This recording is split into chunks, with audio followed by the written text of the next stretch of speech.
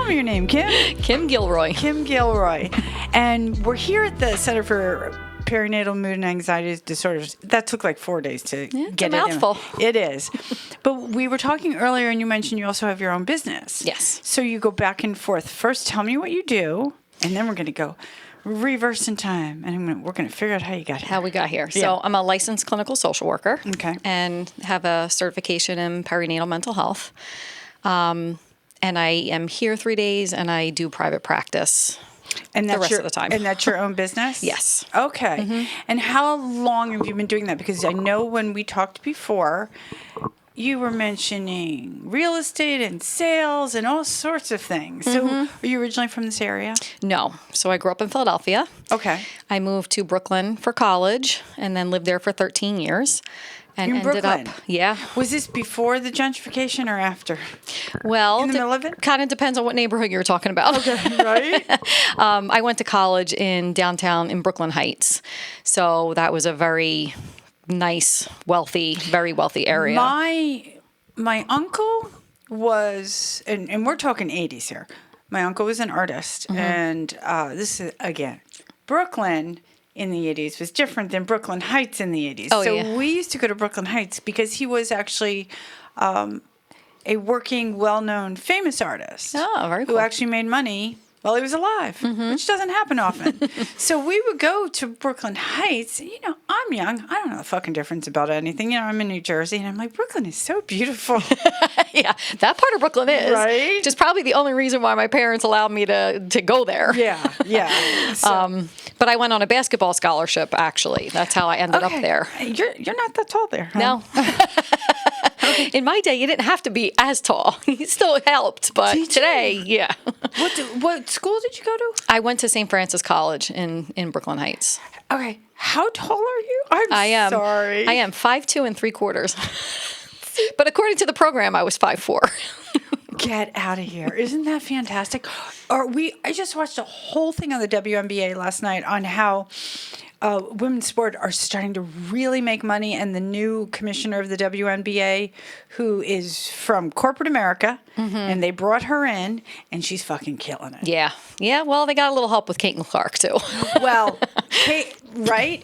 It wasn't even on my radar. And I'm a coach's daughter. My father was a men's lacrosse coach at Rutgers for 26 years. Wow, nice. So, very sportsy family.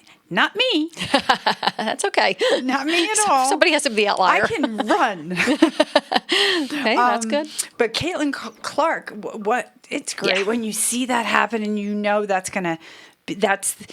it's probably timing and the right person and what's going on in the world. It's all those things, I think. Yeah. But she's a good ambassador for the sport and for women's sports in general. Yeah, it's good. So I think 5'2" basketball scholarship. Good on you, man. See, ladies, you can do anything you Absolutely. want, even when you're 5'2" and want to basketball. I wasn't tall enough to get into the WNBA, and it was like in its inaugural season when I was about that age, coming out of college. But it got me through school. Good for you. Yeah. So you went to school. What'd you go to school for? So that's where kind of the journey began. I thought I wanted to be a physical therapist.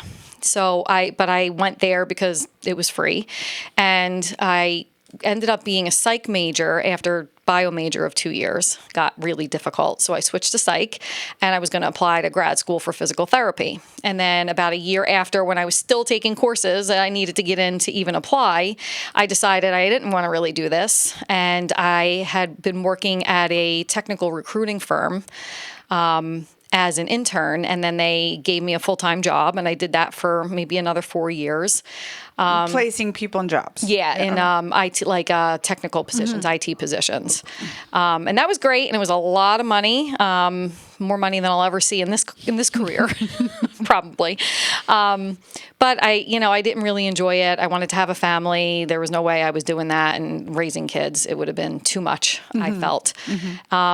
So I got a job in real estate as I was having my first baby, and I hated that. So, do you know, people told me for years, you should be a realtor, you should be a realtor. And all I could think of is, I'm going to show them a house and be like, this fucker is ugly, isn't it? Like, I'd be like, oh, I don't like this. Don't buy this house. I would never, It's a tough business. The problem is when you show somebody 30 houses and then they go buy something with somebody else. So. Oh, that's when the stabby thoughts come out, right? Yeah, yes. Oh my gosh. So I stayed home with the kids for a while and kind of figured out what I wanted to do. How many kids do you have? I have two. Okay. I have a 20-year-old and a almost 18-year-old who just graduated high school. So. Oh, all right. Mm-hmm. Yeah. And you stayed home with them for how long? Probably when my son was about 3, I went back to grad school. So I decided I wanted to be a therapist. So you go. What made you go from tech?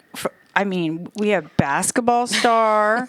We've got. I'm missing something. Technical recruiting, so biology. I wanted to be a physical therapist. Right. That was because of all the injuries I had as a player and how many times I went to physical therapy. So that kind of made sense.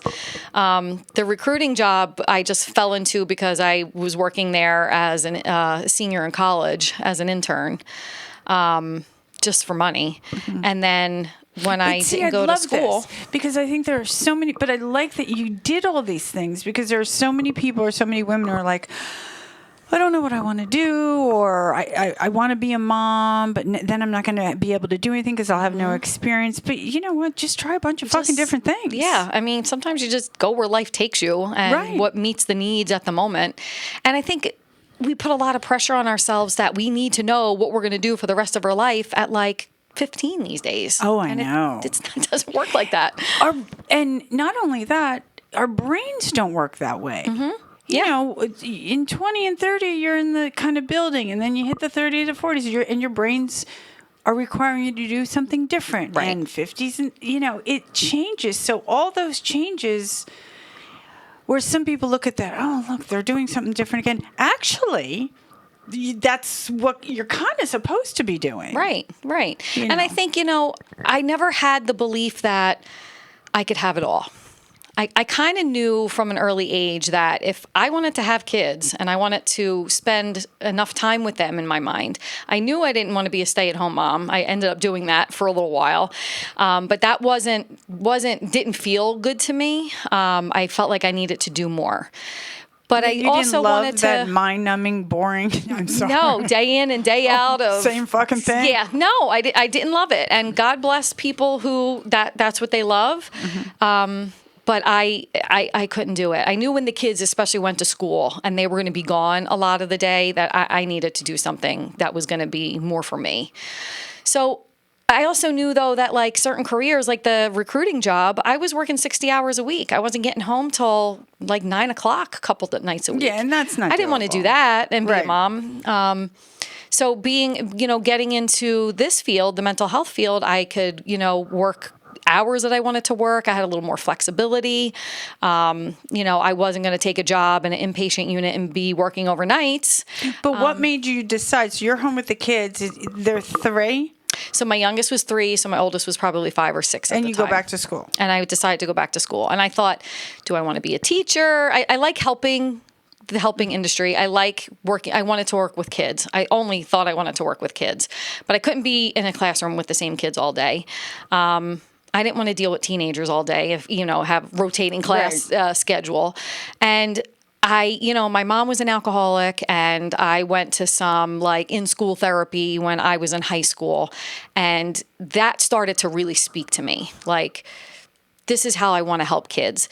And then when I was in New Jersey, I started hearing about kids who were in high school that were dying by suicide. And that broke my heart in a way I didn't understand until I was a parent, I think. And I just kept thinking, what could be going on in these kids' lives that is so bad that they feel like they can't live anymore. So then I kind of got pulled back into how I grew up, and not that it was ever that bad for me, thankfully. Yeah, but who's to compare it? Exactly. Right, you can't compare. Exactly. Right. But I knew what it was like to not have the best childhood, and to not feel like you had parents that could really help you and emotionally support you. And so then I see these kids killing themselves, and I'm like, okay, I want to help in this area. So that's how I got back into grad school. It took me 4.5 years part-time as a mom. So you didn't go to grad school to work with women with postpartum depression. No, that's not where I started at all. Even in that journey. It's for I wanted to work with the kids. Teens. Yes. Yeah. I definitely wanted to work with kids and adolescents, maybe young adults, but that was it. I kind of had this feeling at that point that adults were who they were and they weren't going to change. And, I could help the world more by starting with the kids, right? And maybe help prevent them from getting to the point where life felt that bad. And I did that for a while, and I started noticing that as I'm working with the kids, then they go home to their parents. And if their parents aren't okay, the kids aren't ever going to be okay, no matter what we did in an hour a week. Right. So I started working with women at a pretty intense women's partial hospitalization program. And I was exposed to lots of different mental health disorders there. Learned a lot about, different issues. And then I got exposed to Lisa through our marketing rep. So hold on for a second. So now you're working at like a resident place where people like... So it wasn't residential. Well, we used to go to Crazy House. That's fucking horrible, by the way. And I know we don't say that word, but, Carrier Clinic, there were the places where you go, you're like, you know what? I'm fucking done. So it wasn't residential. It was just an outpatient kind of thing? They were there for like the day. They'd come at 9:30, leave by 3:30. And were they like just women? This was all. So first I started in a teen program, teen girls, just teen girls. And then I transitioned to the women's program at a different location. Are these people who they have to go there because they've been in trouble with the law, or they're choosing? Or Some were mandated. Most were choosing to be there.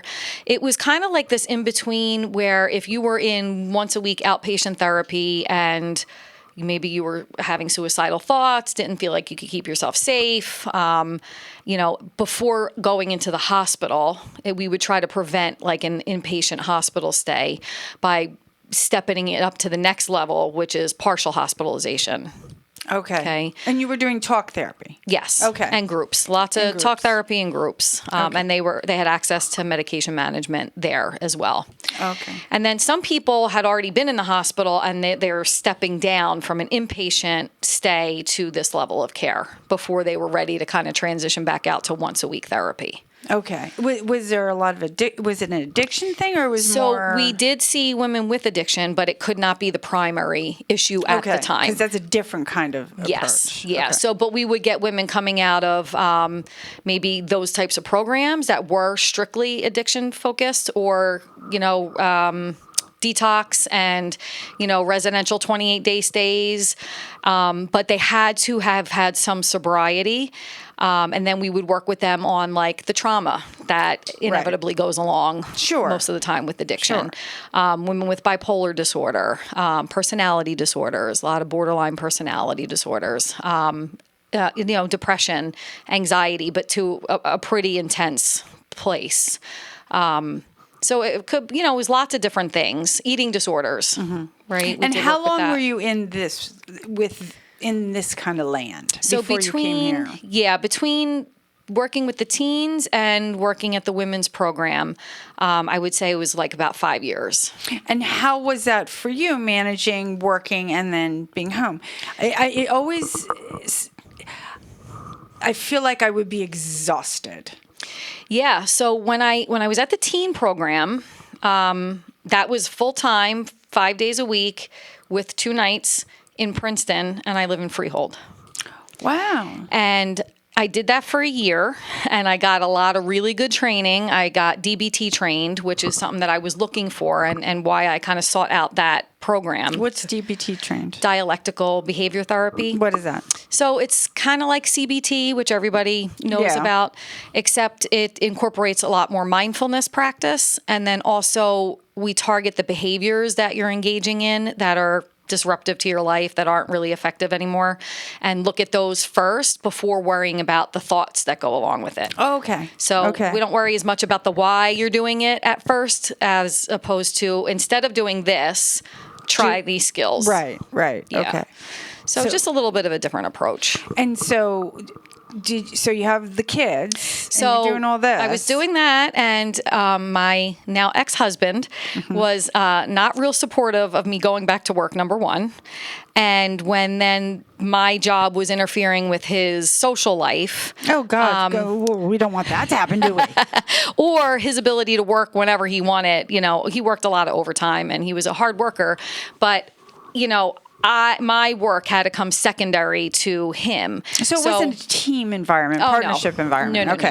No. Yeah. And that's why I ended up leaving that program and taking a job closer to home, right over here in Eatontown, actually. And I took it per diem.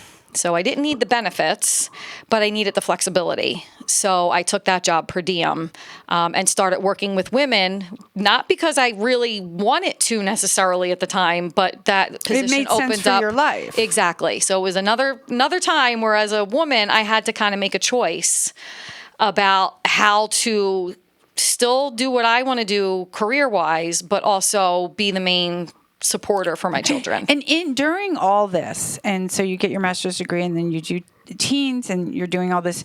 Did you have like a goal? Like, I want to get to here. Yeah. The goal was always to eventually, when I felt ready and felt like I had kind of given back to community as much as I could, I wanted to have my private practice. Okay, so that's a goal. Yeah. So Okay. that was the goal from the beginning. Did you have a plan on how to do it, or you were like, it will just happen as it happens? Yeah, I mean, so I had to go through a lot of training before I could work on my own anyway. So as a social worker, you graduate with your master's in social work.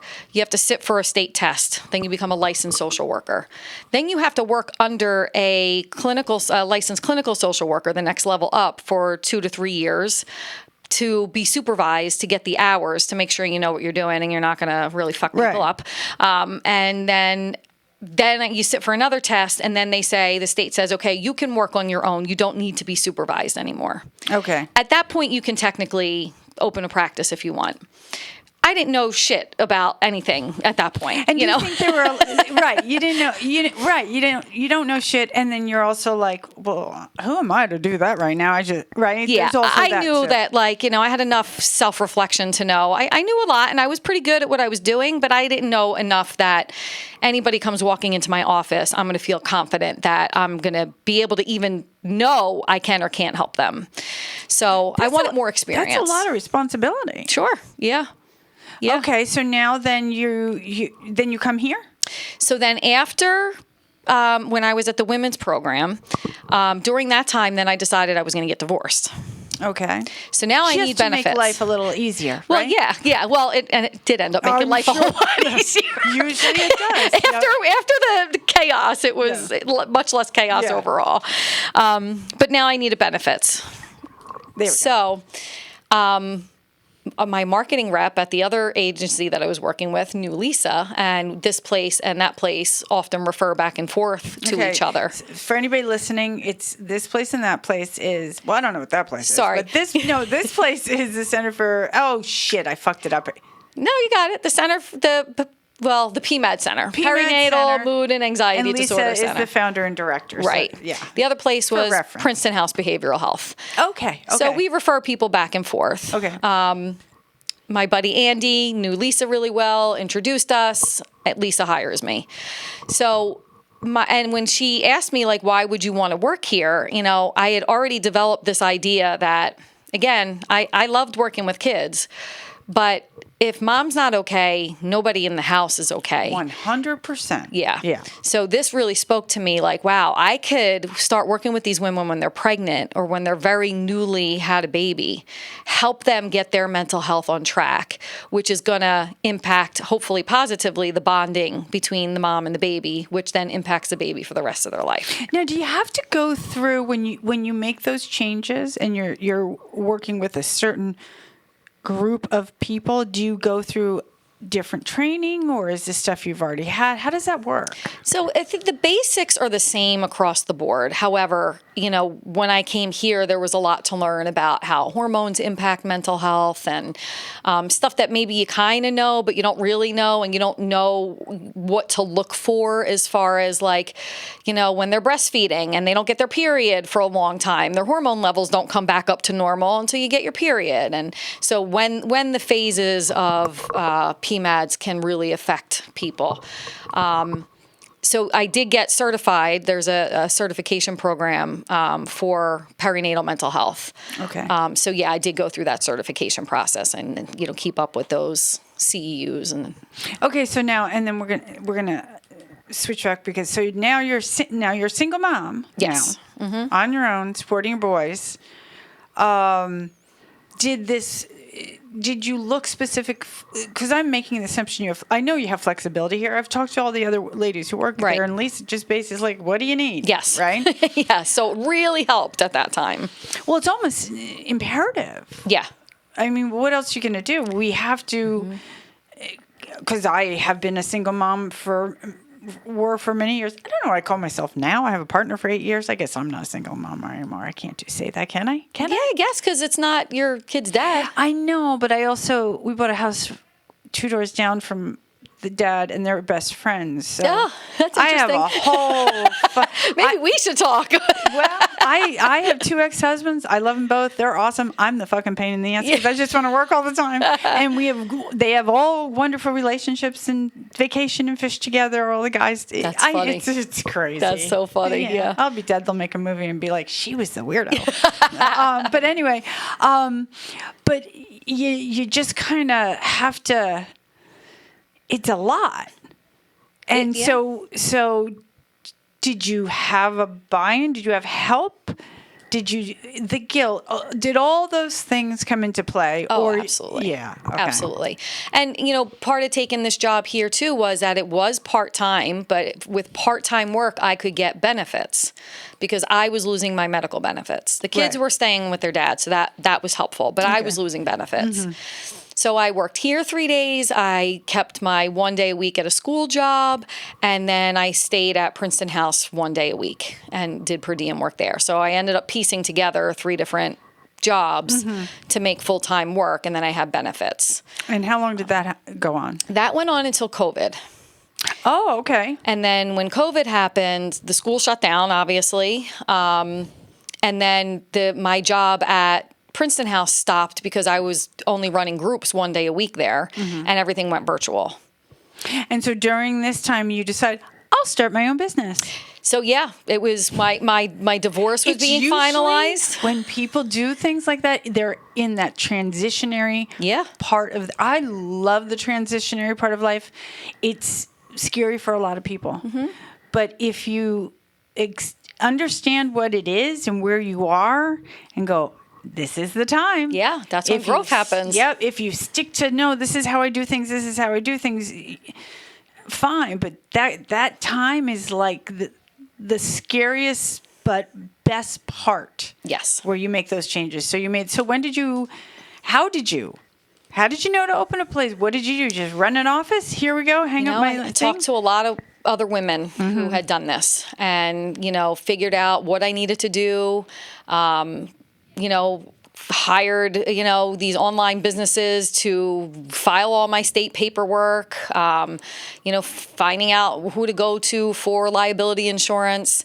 And still to this day, this is about 3 years in, a little over 3 years in, I'm just doing it virtually. Okay. Which, again, thank you, COVID, for this It's very positive comfortable. part. People are used to it. Yeah, but it didn't exist much before that. It did, but not that much. So you didn't have to get a brick and mortar. No. It's not required. Ironically, actually, right before COVID happened, I went to look at a space and I was about to sign a lease just for 1 day a week to rent a space. And then COVID happened the next week, literally. And so I never signed the lease and I let that go because then everything went to virtual and the insurance companies started paying for virtual sessions. So then I hooked up with this other business that got me credentialed with some insurers, and that part I like too because I can still make a good amount of money on the sessions. and it be my own thing, but then help more people that, have insurance and need to use their insurance to be seen. But how did you know to do all that? Like, what did you do? I just talked to a lot of other women that had already done it. And they gave you the steps. This is what you do. Yeah. This is what you do. And I think that's important because a lot of women or people, well, we're talking about women want to do something and they don't know where to start. And most of them don't reach out and ask people unless they know them. But there are even us, even our group, just what do I do? Yeah.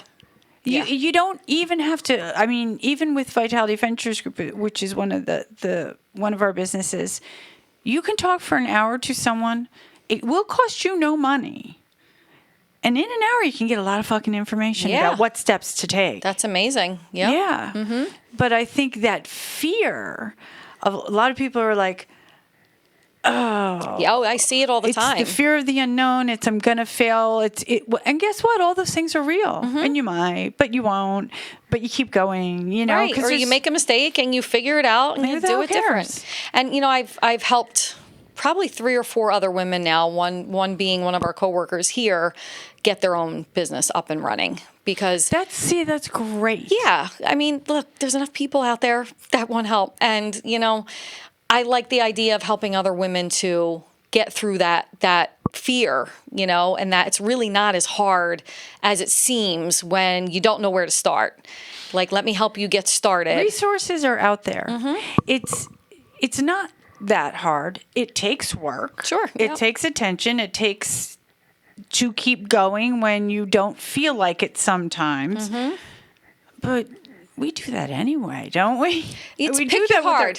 Pick your heart. Do I want to, be where I'm at and struggle financially till, I don't know, whenever, or take a leap of faith, trust myself a little bit, then I'm going to figure it out, put up some startup money and then get going and then have more financial security on the back end. There's not much more to say. Pick your heart is perfect. I've never heard that. Yeah. I don't know. That's fantastic. Yeah. Maddie, if you're listening, she's my producer. Pull that clip out. I like that. She'll be like, that's funny. I'm serious. It's perfect. Yeah. It's exactly it. Pick your heart. Pick your heart. And which heart might actually benefit you in the long run. Right. Return on investment. Don't give a shit what anybody thinks either. Right. Your friends, your family, whatever. They should be supporting you, but also don't expect them to. Exactly. Because if you expect them to be as excited and interested in going with you along the way, you're going to be really disappointed. Because they have their own shit they're doing. Exactly. Yeah. And one of my other favorite saying is you can't go to the hardware store to buy milk and then get pissed off at the hardware store that they don't sell milk. I like that. People can't give you what they don't have to give. No. And should they? There's no should, right? Right. Should is an expectation and a judgment. And even when I was younger, when I first started, and I'm like, because I have an entrepreneurial brain, it's a difficult life to, Yeah. And I know there are a lot of people out there, I'm going to be an entrepreneur. It's not a thing you choose to be. It's kind of in you. It's in you, and it's up and down and left and right, and there's no stability, but you're in charge, and therefore you also have to accept your failures as yours. Yes. There's no one to blame. Exactly. There's usually no one to blame anyway, but it's easier this way. But it's difficult, but it's so empowering. Mm-hmm. Yeah, I'm so much more confident in myself and secure and just calm because the financial instability, that didn't sit well with me. No, you want to do the things. Right. Whatever things you want to do. I don't want to just scrape by. I need to have something else that can push me a little bit, that I can enjoy some of the things I like to do. And do you think, and so now you have your own business, you're working at the center 3 days a week with moms. What's next? Is there a next? I'm sure there is. I feel like there is with you. So next is I'm going to end up going full-time private practice. You are? Yeah. And then I'll probably open a brick and mortar, office. And I've even been thinking about, so we go up to a year here. And, the women love coming in for support groups and different kind of groups, but they kind of get kicked out at a year when, the perinatal period is technically over. So we can make some room Right, for because other it's part of a moms. hospital system. Right. Right.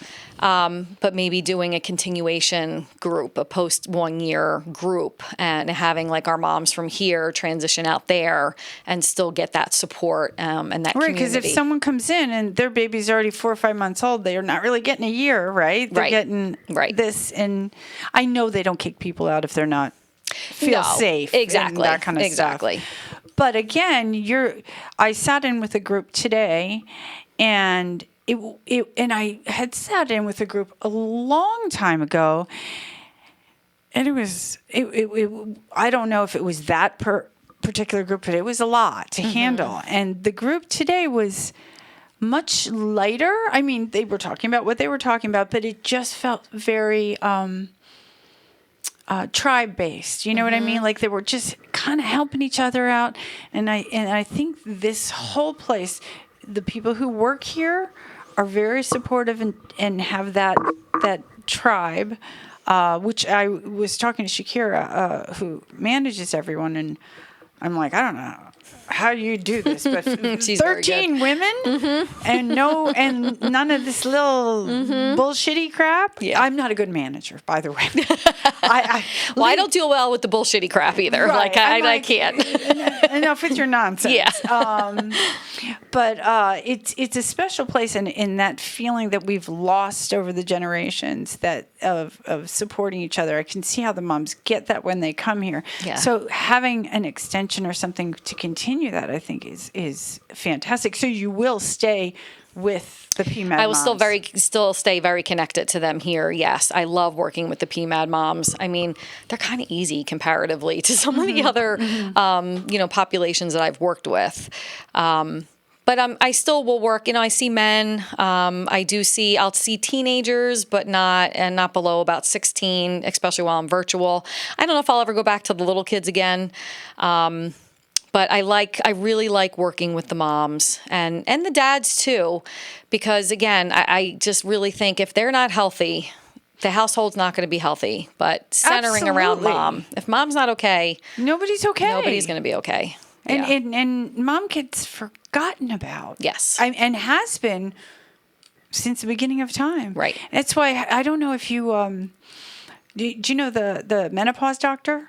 Have you seen her? Which one? I follow a couple of them online. There's the one online with the dark hair and the glasses. Oh, she works yes. with Mel B a lot. Mel whatever Robbins Yes. a lot. I follow her. I like her.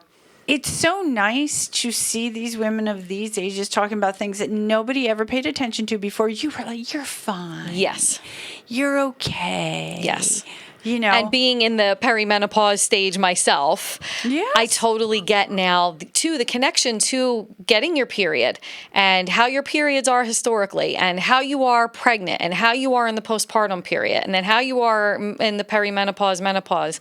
It's all connected and nobody wants to talk about it. It's the whole stage. Because the money was put into everything else. So we have money put into high cholesterol and high blood pressure, and you take a pill for this, and you take a pill for that, and you take a pill for this.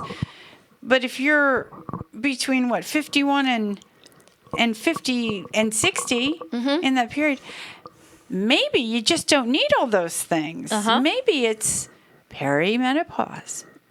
Exactly. Let's consider the fact that what the hell is going on, and there's no more eggs left. Yes. And how does that affect the body? Exactly. So it's so nice to see these other women really just kind of being like, hey, wait a minute, old white men. Sorry, but how to do it. You don't know what the fuck you're talking about. And have paid no attention to us and told us bullshit. Right. Just deal with it. It's just part of life. Oh. And I love that there's a commercial for a pill that you can take for hot flashes now. And I thought, very interesting. One symptom of menopause, right? Right. So why would they put all this money and research into this one thing that we experience? And I thought, Probably because the men who are getting the funding and doing the research are tired of their wives going through this at this stage and messing with the air conditioning in the house. And so they're uncomfortable because we're uncomfortable. So we'll focus right there. Oh my God. That's my little conspiracy theory around. No, I'm pretty sure that's not a theory or a conspiracy. That's a fucking fact. Probably. I'm pretty, I don't have any evidence to support it, but it's my running theory. Yeah, but let's do this. They didn't have any evidence all these fucking thousands of years. Oh, you're fine, honey. Yeah. So, well, thank you so much. This was fantastic. I love talking to you. Keep on rocking. Thank you. Yeah. And thank you for the work you're doing as well. Well, thank you. Talking. Yeah, it's hard work for me. Bringing light to all this stuff. There we go. All right. Thanks a lot, Thank Kim. you.